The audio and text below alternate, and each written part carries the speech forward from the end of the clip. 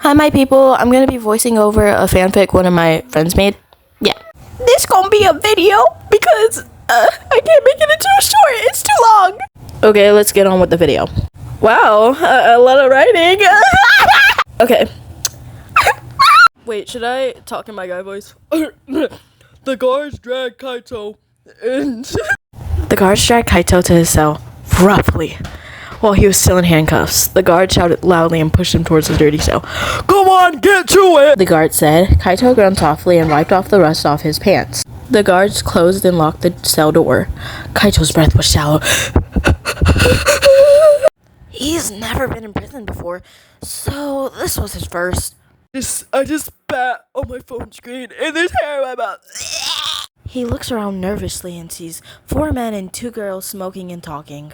Kaito's hands were trembling as fast as bullet trains, and he didn't even move. He was as stiff as a dead kitten. Oh my god.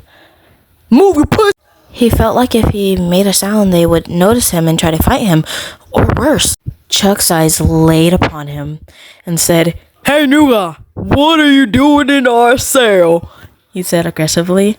All heads turned on him, and Ryuto said quietly, This'll be interesting. Mika nudged him and looked back at Kaito, wondering why he was here. Chuck stood up and walked up to him, his shoes clinking against the floor roughly. Clink, clink, clink.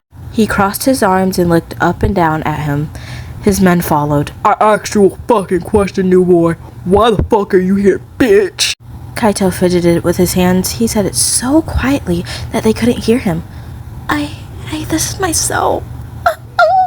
Chuck stayed silent for a moment before coughing and walked closer to him. Say that again, louder for us. We're interested, new boy. His men nodded in agreement. Kaito said it loud enough for them to hear, but still quiet. This is my cell, Kaito said nervously, peeling the skin off his finger. Chuck smirked and said, What you got, some stuttering issues or something? What you so nervous for? His men laughed quietly before Chuck silenced them with a stare, before looking back at Kaito. What you in here for? Stealing flowers? Taking Girl Scout cookies or what? Kaito shook his head and said quietly, No, I killed people. The cell stayed quiet for a moment before it bursted with laughter. Chuck wiped away tears and said sarcastically, Oh yeah, we totally believe you. Right, you guys? The others nodded while laughing at Kaito. Yume said mockingly, If you're gonna come up with an excuse, at least make it more believable. Get a load of this guy. No, get a load of this bitch. This Twinkie ass bitch. Kaito's voice trembled and shook his head. No, I'm telling the truth. I swear. Chuck didn't even look at him this time. Sitting back down at the bunk, his man followed and said, lighting a cigarette, Yeah, right, and I'm the Pope. Now shut up and find a bunk separated from us, bitch. Ho. A heavy nightstick clanged hard against the metal cell bars, making Kaito jump nearly half out of his skin. The guards shouted orders, and one of them said loudly, Chow time! Line against the door, move it or you don't eat! Kaito rubbed his eyes groggily, barely having time to sleep.